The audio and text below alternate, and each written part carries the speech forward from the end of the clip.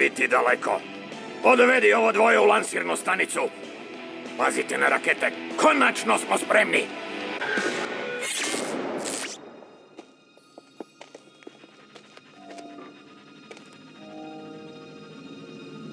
Action Manovi prijatelji su moji zatvorenici. Sije će uskoro biti moj. To ja zovem srećom. Doktor X, i mislio sam.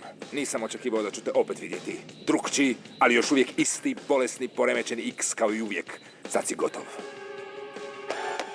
Sa svojim novim tijelom ja sam nepobjediv. Nitko me ne može pobjediti.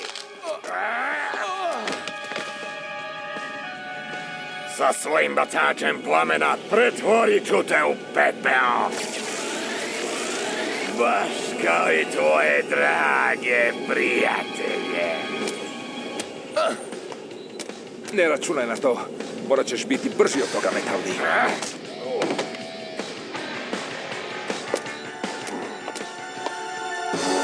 Ja!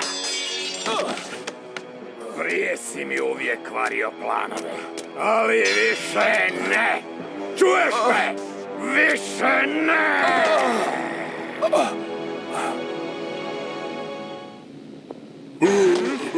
Miči se, majmune! Ne! Hvala, veliki.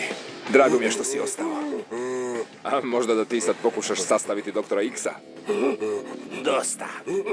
Tvojoj zabavi je kraj.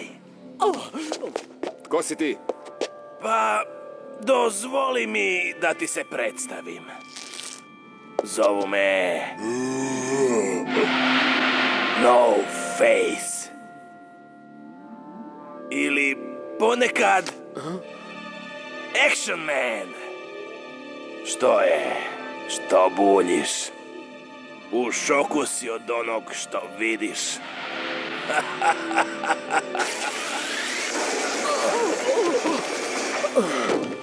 Nemoj se samo cariti, idiote! Dovedi me opet u red!